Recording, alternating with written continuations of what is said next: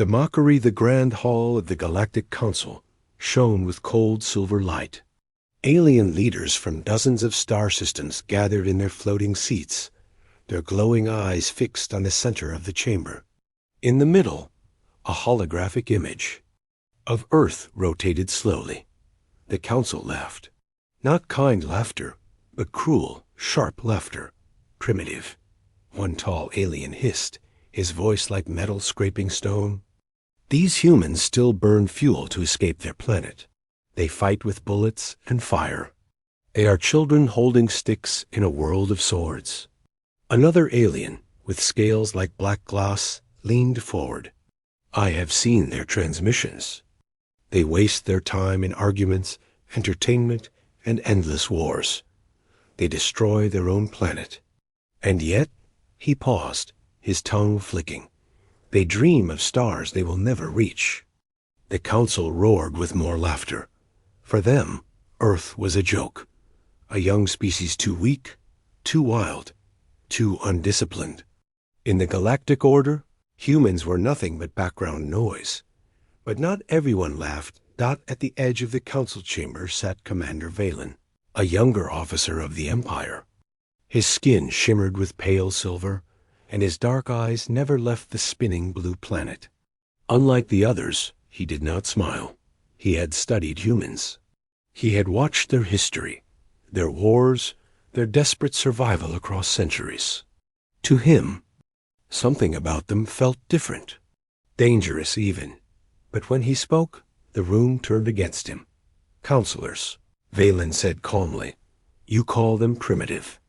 Yes, their technology is simple compared to ours. Yes, they fight each other constantly. But I have seen something you have ignored. When these humans are pressed to the edge, they do not break. They rise. The chamber fell silent for a moment. Then laughter exploded once again, louder than before. Rise? One alien jeered. They crawl. Commander, your mind is clouded, another sneered. Perhaps you spend too much time watching their pitiful dramas. These humans are nothing but dust waiting for the wind. Valen did not argue. He only lowered his head slightly. Inside, though, his doubts grew stronger. He remembered the footage he had seen. Humans rebuilding cities destroyed by war. Families clinging to each other after disaster. Soldiers fighting even when hope was gone. He remembered the strange look in their eyes. That fire, that refusal. To Neil Dot, but to the council, humans were insects. And insects were made to be crushed. The decision was swift. The Galactic Council ordered that Earth be observed, studied, and eventually controlled. Not out of fear, but out of arrogance. They wanted to play with their new toy, to bend humanity under their will, to show the primitive species how true power looked. And so, Commander Valen was chosen. You will go to their system. The High Chancellor ordered. Watch them. Measure their weakness. Report to us how soon they can be taken. The chamber buzzed with cruel delight. The council imagined an easy conquest, a planet falling on its knees, humans begging for mercy. From powers they could not understand, Valen bowed, but inside his chest, unease twisted. He felt the weight of a silent warning, though he could not explain it. Something in him whispered, these humans are not what they seem. He left the chamber, his footsteps echoing through the polished halls of the Empire's capital ship. Outside, the stars burned bright and cold. Among them, a small blue planet waited, spinning silently in the void. Primitive, they called it. Weak, they said. But Valen could not shake the image from his mind. Millions of human faces, scarred by struggle, yet still standing, still fighting, still alive. He whispered to himself as the ship prepared for launch. If they are truly primitive, then why do I feel afraid? The engines roared. His vessel turned toward the distant speck of Earth, and so it began the mission to watch humanity. The mission the Council thought would be simple. They had no idea what they were about to unleash. Asterisk first. Contact Commander Valen's ship drifted silently into the Sol system. The engines glowed faint blue, cutting across the dark emptiness of space. From his command seat, he watched the growing sphere of Earth. Blue oceans, green land, white clouds. It looked calm from orbit. Too calm. His crew, all loyal to the Empire, were less impressed. A primitive world, one officer muttered. Still trapped by gravity wells. Still crawling with disease. They fight each other more than they build. Another laughed. Shall we record their foolish wars and send them as entertainment to the Council? It would amuse them. But Valen said nothing. He only stared at Earth. His dark eyes narrowed. He remembered the Council's laughter, their arrogance. Yet, as he looked closer at the planet, he saw lights sparkling in the darkness, cities alive, moving, never sleeping. Billions of humans below, each one small and fragile, but together. They burned like stars. The first observation days were quiet. Drones swept across the planet's orbit, gathering data. Reports showed chaos. Nations fighting, leaders arguing, people struggling for survival. To his crew, this confirmed everything. Pathetic, an officer said. They waste their strength fighting over dirt and words. How can such creatures ever dream of the stars? Yet, in the endless footage, Valen noticed something strange. A small fishing village hit by a storm, yet people rebuilt their homes the next morning, side by side. A battlefield where soldiers, even in defeat, carried their wounded instead of fleeing. A hospital where doctors fought sleep just to save one more life. Primitive? Yes. Weak? Perhaps. But there was something else too. Something the reports could not measure. One night, as Earth spun below, Valen sat alone in his chamber. He replayed human history on his holoscreens. Wars, disasters, endless pain. But always the same pattern humans stood again. They refused to vanish. They should be broken, he whispered to himself. Yet they rise. Always, they rise. On the third week, an accident changed everything. One of the Empire's cloaked probes malfunctioned and crashed into the Pacific Ocean. The humans found it before could self-destruct. News spread quickly across the planet, images of strange metals, unknown circuits, impossible technology. Panic followed. Governments denied involvement. Scientists demanded answers. And humanity, as always, began to argue. But Valen noticed something different this time. For once, humans were not only fighting each other, they were looking outward. They were asking the same question. Who put this here? In a hidden chamber aboard the ship, Valen spoke with his second-in-command. They were not meant to find the probe, the officer said coldly. Shall the First Order their memory erased? The Empire has ways. Valen hesitated. No, let them keep it. Let us see what they do. Commander, the officer protested, the Council ordered only observation. If they learn from our technology, that is exactly what I want to see, Valen interrupted. His voice was calm, but his eyes carried a strange fire, and so humanity worked. Nations that once distrusted each other suddenly shared stolen images and secret tests. Engineers stayed awake for days, studying the probe. Within weeks, human scientists had already unlocked fragments of alien material, too small to copy. But enough to imagine it was impossible. No species had ever adapted so quickly. When Valen sent his report back to the Council, the response came sharp and cruel. Commander, the High Chancellor's voice echoed through the communicator. Do not be deceived by their struggles. They are rats crawling over scraps of metal. Continue your mission. Do not speak of this potential again. The line went dead. Valen stood in silence. His crew looked at him, confused by his quietness. To them, the humans were still weak, still foolish. But to Valen, it outgrew deeper. He returned to the viewing deck. Earth turned slowly below him, glowing against the darkness of space. He pressed his hand against the glass. "They think you are nothing," he whispered, "but I have seen the fire in your kind. If even a spark of this power is real, then the galaxy has no idea what is coming." At that moment, a new message appeared from Earth, not from governments, not from scientists, but from a group of ordinary humans who had pieced together a signal from the probe. The message was short, a simple broadcast carried into space. "We know you are out there. We will find you. We are not afraid." Valen's heart tightened. This was the first time humanity had spoken back. Asterisk. Testing humanity, the Galactic Council did not like the signal. When humans broadcast their challenge, "We know you are out there. We will find you.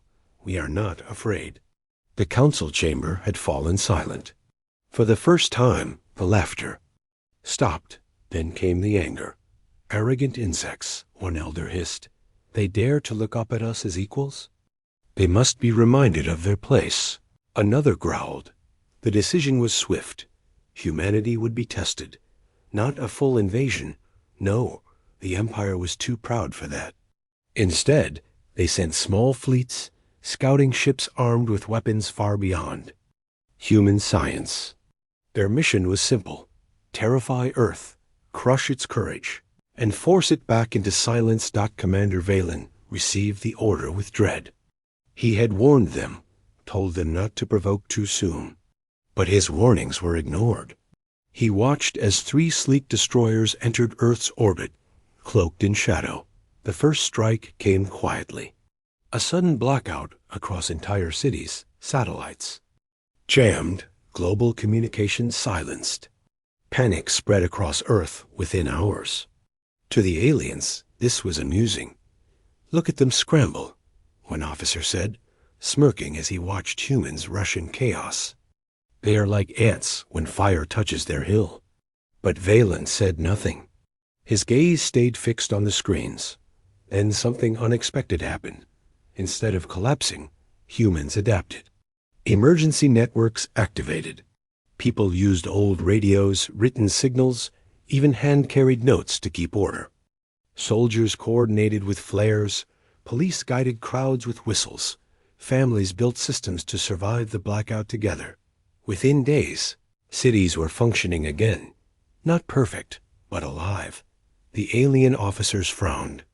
"Impossible," one muttered. "No species recovers this quickly." The second strike followed. Direct attacks. Alien drones swooped into the atmosphere, blasting military bases and testing human defenses. The machines were fast, armored, unstoppable by normal weapons. At first, human missiles failed. Tanks burned, jets fell, cities trembled. But then came something the aliens never calculated: human creativity. Instead of surrendering, humans fought. With whatever they had. They trapped drones with nets, hacked their systems with crude computers, lured them into storms where lightning short-circuited their shields. Farmers armed with old rifles stood side by side with soldiers, firing at machines that should have been invincible. One drone fell, then another, then a dozen. The council was furious. "They are not meant to win," they shouted across the stars. "This is a test, not a war." But Earth did not know the difference. To them, it was survival. And humanity only knew how to fight back. Valen sat in silence, watching the footage. Smoke rose over cities, yet human flags still waved. He saw children handing water to soldiers, engineers repairing broken weapons with scrap metal, pilots willing to ram their burning planes into alien drones just to bring one more down. "They are mad," one officer whispered. "No," Valen said softly. "They are human." The third strike was meant to end it. The alien fleet activated an orbital weapon, one strong enough to erase a city in a single beam of light. The order came from the council: show them true fear. The weapon charged above the skies of Earth, its glow turning the night into daylight. Entire populations froze, staring upward, knowing death was seconds away. But before the beam could fire, something went wrong. The weapon failed. Not by accident, by sabotage. Somewhere, somehow, humans had traced the signal, hacked the transmission, and broken through alien firewalls. A primitive species with primitive tools had done the impossible. The fleet fell into confusion. Officers shouted, systems glitched, alarms screamed across the bridge. How can this be? The captain of the destroyers cried. No world has ever resisted our test. Valen alone was not surprised. He had felt it coming. He had seen the spark growing with every strike. Humanity was learning, adapting, changing faster than any empire had ever seen. That night, Earth lit up with victory. People cheered in streets, governments broadcast unity, and a message was sent into the stars once again. We are not afraid. Come again, and you will see our power. The message echoed across the galaxy. To the humans, it was defiance. To the Council, it was an insult. But to Valen, it was something else entirely. It was a warning. He turned away from the screens, his heart heavy with certainty. The Empire had made a mistake. They had tested humanity, and now humanity had begun to wake. Asterisk, the hidden power of the Council was furious. The destroyers had failed. Their drones lay scattered across human battlefields, their orbital weapons silenced by human sabotage. For the first time in centuries, the Empire had been humiliated by a world it considered beneath notice. This is impossible. The High Chancellor roared in the council chamber. His scaled fists struck the silver table. Humans should have been crushed in ours. Instead, they rise stronger with each blow. The voices of the council echoed in anger, demanding harsher action. Some called for a full invasion, others for annihilation. But among the storm of voices, only one stayed silent. Commander Valen. He already knew the truth. The Empire did not understand humanity, and what is not understood cannot be controlled. On Earth, the chaos had shifted. Once divided, humanity was now strangely united. The discovery of alien interference had forced nations to set aside grudges. Scientists from rival countries worked side by side. Military leaders shared secrets they would never have shared before. And ordinary people, farmers, workers, teachers, stood ready to fight if the aliens returned. Valen watched it unfold through hidden observation feeds. His crew shook their heads in disbelief.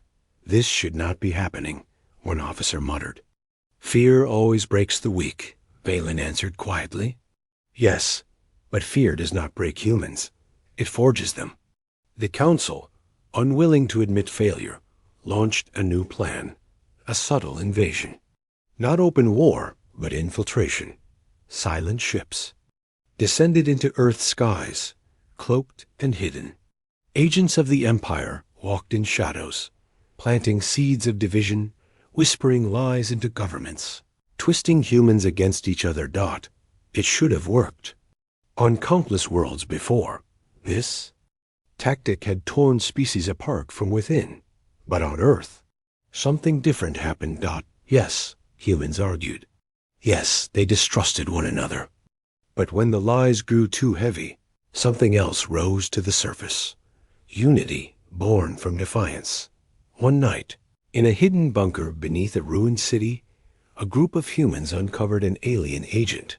The creature was tall, armored in black with eyes, glowing like molten glass. It should have slaughtered them easily, but the humans did not run. They fought with knives, with fire, with bare hands. They fought with desperation that burned brighter than logic. And when the creature fell, bleeding silver blood onto the concrete, they stood over it together. Not soldiers, not heroes, just ordinary people who refused to kneel. The footage reached Valen's ship. His crew stared in silence. They do not fear death, one whispered. Valen shook his head. No, they fear something greater chains.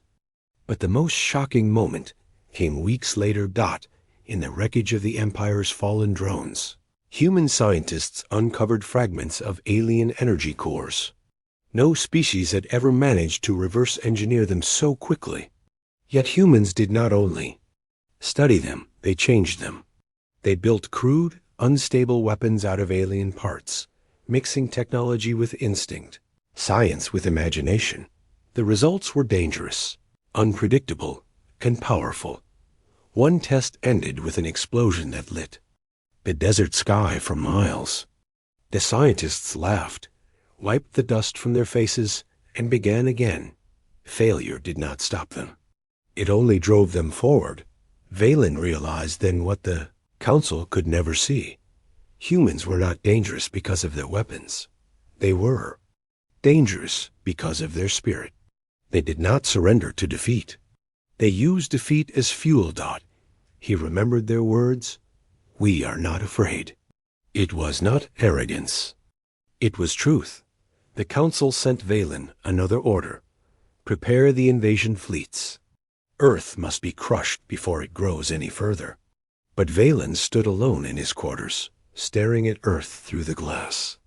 The blue planet spun, fragile, yet unbroken. Billions of humans walked its surface, unaware that entire armadas were gathering in the dark. His hand tightened into a fist. He had seen countless worlds fall before the Empire. Worlds older, richer, wiser than Earth. But none had fought like this. None had risen from the ashes stronger than before. And for the first time in his service, Valen felt torn. Was it his duty to obey the Empire? Or was it his duty to protect the only species that could one day challenge it? He whispered to himself, his voice heavy with dread and awe. They called them primitive.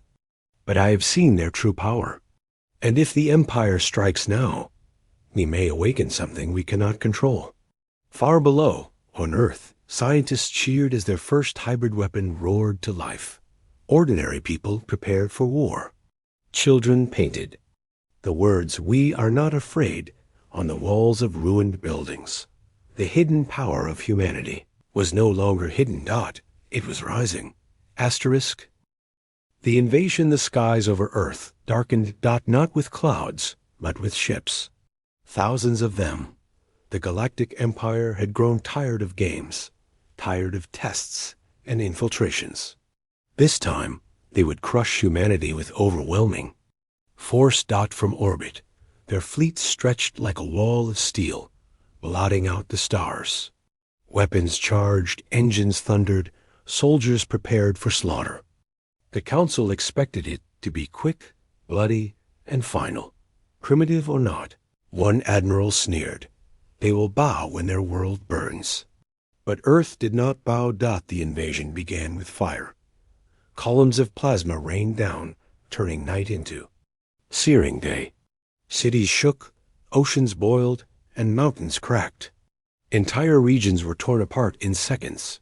Alien armies descended, armored giants marching across ruined streets. Their weapons could vaporize tanks, shatter bunkers, erase entire battalions. Against such power, most species broke instantly, but not humans. Every strike that leveled a city only lit more fury in their hearts.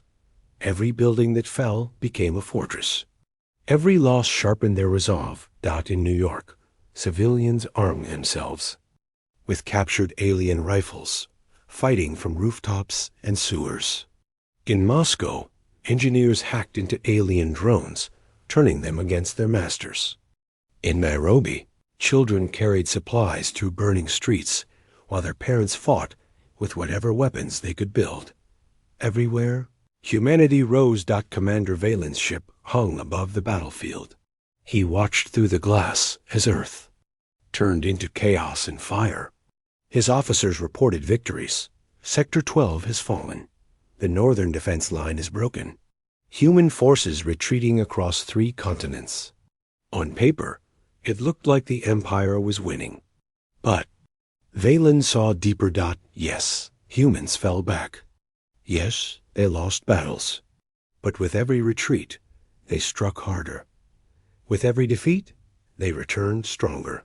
And unlike other conquered worlds, Earth's people did not scatter, they united. They bleed us with every step, Valen whispered. First true shock came in the Battle of the Pacific. The Empire's fleets gathered over the ocean, preparing to erase coastal cities with a final barrage. But just as their weapons charged, a wave of explosions tore through their ranks. Human submarines had risen from the deep, armed not only with torpedoes, but with alien energy cores stolen from fallen drones. Crude, unstable, unpredictable, but deadly. The ocean burned with light as ships that should have been untouchable fell into the sea. For the first time in centuries, an Empire fleet retreated. The Council demanded answers. Why are they resisting? The High Chancellor thundered. Why are they not broken? This is a primitive world, Valen answered in silence. He knew the truth. Humans were not like others. Their power was not in technology, not in weapons, not even in numbers. Their power was in their refusal to surrender. On Earth, a new kind of war began. Guerrilla fighters struck at alien supply lines. Engineers turned skyscrapers into traps. Farmers lured armored patrols into forests, where the terrain itself became a weapon. Alien commanders grew frustrated. They should run from us, one growled. Why do they fight like this? Another spat in anger. Because they are too ignorant to fear us. But Valen knew it was not ignorance. It was defiance. The turning point came in a ruined desert. The Empire unleashed one of its most feared weapons, a walking siege machine. Taller than a mountain, armed with enough firepower to erase an entire nation. It marched forward, crushing everything in its path. But humans had seen it coming, and instead of fleeing, they baited it. Soldiers drew it deeper into a canyon, where hidden charges powered by stolen alien energy waited beneath the ground. When the monster stepped forward, the canyon erupted. Fire swallowed the machine, tearing it apart piece by piece. It's burning. Remains lit the night like a second sun. The footage spread across Earth in hours. For every human, from the front lines to the villages, it became a symbol. Aliens could be beaten. Above. Valen's crew grew restless. This is not a war, one officer said grimly. This is something else. Yes, Valen replied. His voice was heavy, almost reverent. This is humanity awakening. The Empire still had more fleets, more weapons, more soldiers. They could level the planet 10 times over. But no. Fear spread not among humans, but among the invaders. For every city they destroyed, humans built 100 more weapons. For every army they crushed, 10 more rose. And still the message burned across Earth, painted on walls, whispered in trenches, broadcast through hacked alien channels. We are not afraid. Valen stood alone at his viewing deck, watching the war below. The Empire still thought victory was certain. But he knew the truth. They had not broken humanity. They had awakened it. Asterisk. Earth's counterattack, the invasion, was supposed to end quickly. The Empire had burned cities, shattered armies, and unleashed weapons no primitive world had ever survived. Yet Earth still stood. Humanity bled, but it did not fall. And then something changed. For the first time, Earth stopped defending. It attacked. It began small. In South America, human fighters stormed a crashed alien gunship. Instead of salvaging scraps, they rebuilt it, welding alien armor with human steel, wiring their own computers into its systems. It was crude, ugly, unstable, but when the ship rose again, piloted by human hands, it fought like nothing the Empire had seen before. The gunship cut through the skies, blasting alien patrols, striking fleets from behind, and vanishing into mountains. Before reinforcements could catch it. The Empire mocked it at first. A stolen toy, they said. But then more toys appeared. Across the globe, humans captured wreckage, stripped weapons, and built strange hybrids. Tanks with alien cannons. Drones powered by human batteries. Missiles fused with energy cores. None of it should have worked. Yet somehow it did. The humans were no longer prey. They were hunters. The Battle of London proved it. Alien forces stormed the ruined city, expecting another easy victory. Instead, they met weapons they had never seen before, human inventions mixed with alien firepower. Explosions tore through the skies. Hybrid tanks rolled through the streets, armored with steel and alien plating. Fighters dove from the clouds, their wings carrying weapons stolen from invaders. The Empire's soldiers, giants bred for war, found themselves ambushed in alleys by civilians with energy rifles. Every shadow held a trap. Every ruined building hid a resistance cell. By the end of the battle, London was still scarred, but it had not fallen. The humans had won. In orbit, the Empire panicked. "This is impossible." An admiral shouted, "No primitive world has ever turned our own weapons against us. They are unstable creations," another argued. "They will destroy themselves soon enough." But Valen knew better. He had seen the truth from the beginning. Humans did not fear failure. They embraced it. They learned from it. And they rose stronger every time. "These are not unstable," he whispered. "These are evolution." Then came the strike no one expected. In the dead of night, a human ship, nothing more than a refitted cargo vessel, rose into orbit. It was not armed with plasma cannons or shield arrays. Instead, it carried one weapon: courage. Its crew had hacked into alien navigation systems, planting false codes and scrambled signals. When the Empire's patrol fleet moved in to intercept, the cargo vessel triggered a chain reaction. Entire squadrons turned their guns on one another, believing they were surrounded by enemies. In minutes, the fleet tore itself apart. The humans returned to Earth alive. And for the first time in the Empire's long history, its own weapons had been turned against itself. The news spread across the galaxy. Species that had once bowed to the Empire whispered in awe, "The humans fight the impossible." Others murmured in hope, "If Earth can rise, maybe we can too." The Empire tried to silence these voices, but it was too late. The spark had already spread. On Earth, leaders gathered in a hidden command center. Nations that had once been rivals now stood as one. "We cannot only defend," one general said. "We must strike back," another agreed. For centuries, Earth had been divided by flags and borders. But now, under the shadow of invasion, it was united. Humanity prepared its first true counterattack. The plan was reckless, dangerous, almost suicidal, but it was human. In orbit, Valen received reports that chilled him to the bone. "Human fleets rising from the planet," his officer said, stunned. "Dozens of them." Valen turned sharply. "Fleets? They have no fleets." But on the screen, he saw the truth. Not fleets in the traditional sense, patched warships, hybrid carriers, old Earth vessels armed with alien weapons. They were clumsy, uneven, mismatched. And yet, together, they looked like an army. An army, ready to leave Earth and take the fight into the stars. Valen closed his eyes. The Council had called humans primitive. But now, as he watched their ships rise against the backdrop of Earth's burning sky, he knew the truth. Primitive? No. They were unstoppable. And their counterattack was only beginning. Asterisk. Humanity ascends. The Empire thought it had seen everything.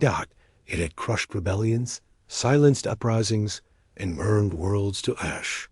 But it had never faced humanity. Now, for the first time in its history, the Empire was on the defensive. The skies above Earth shimmered with light. Dozens of human-made fleets rose from the atmosphere-patched warships. Stolen carriers, refitted freighters armed with alien weapons. They looked like chaos, like a junkyard glued together. But when they moved with purpose. The first wave of human ships tore into orbit, blasting Empire patrols apart with unpredictable, improvised firepower. Alien commanders shouted in disbelief. How do they fight with such broken machines? They should fall apart. Yet they didn't. Humans had always survived with broken tools, with scraps, with less than enough. And now, that survival had turned into a weapon. The Empire launched its grand fleet. Massive capital ships, dark as mountains, glided forward. Each one could erase a continent. Together, they had ended countless civilizations. But the humans did not retreat. Instead, they attacked. From every angle, their hybrid ships dove like predators. They struck engines, reactors, command bridges. They fought recklessly, daringly. Impossible. Some ships burned, some were torn apart. But the rest kept going, wave after wave, until the Empire's formations cracked. The hunters had become the hunted. On the ground, humanity watched, civilians crowded into ruined streets and shelters, staring up at the night sky where fire raged above. Some wept, others cheered. For the first time, they saw not only survival, but victory. In villages, children painted words on walls. We fight for Earth. In trenches, soldiers whispered the same message over radios. We fight for all. Of us, Earth was no longer just one planet. It was a force. The Empire grew desperate. The Council ordered its most terrible weapon, the Star PIERCER. It was no ship, no army. It was a weapon designed to pierce planets themselves, drilling into their cores and turning them inside out. Entire star systems had fallen to it before. They aimed it at Earth. And this, the High Chancellor commanded, earn the primitive world. But humans had already learned. They intercepted the weapon's codes, hacked through alien firewalls, and fed the Starpiercer false commands. Instead of firing at Earth, the weapon turned on its own masters. A blinding spear of light shot across the void, striking the Empire's grand fleet. Ships that had ruled the galaxy for centuries vanished. In fire, billions across the stars watched the signal. The impossible had happened. The Empire had been struck by its own weapon, turned against them by humans. In that moment, something broke. Not in Earth, but in the Empire. Fear spread like a plague. Soldiers abandoned posts. Worlds that had bent the knee for centuries began to whisper rebellion. The myth of the Empire's invincibility shattered. And at the center of it all was humanity. Commander Valen stood on his bridge, silent. He had known this would happen. From the moment he saw Earth fight back, he knew. They called you primitive, he whispered, watching human ships streak through the stars. But you are the future. Around him, his officers panicked. We must retreat. We must regroup. But Valen did not move. He kept watching Earth. He knew the galaxy had changed forever. On Earth, the war was not finished. Cities still burned, lives were still lost, and fleets still clashed above. But something far greater had been born. For the first time, humanity was no longer fighting only for survival. It was fighting for the stars. In the aftermath of the Starpiercer's fall, the galaxy trembled. Species that had once hidden in fear sent secret messages to Earth. Teach us. Lead us. Stand with us. Earth had been mocked as primitive. Now it was becoming a beacon, a symbol, a spark that could ignite an entire galaxy. As dawn broke over a battered planet, survivors stood together, gazing at the sky where fragments of alien ships burned like falling stars. The war was not over. The Empire would strike again. Greater battles waited among the stars, but humanity was ready. They had taken their first step beyond their cradle. They had faced the strongest force in the galaxy. And they had not only survived, they had won, Dot, and now nothing would stop them. Asterisk.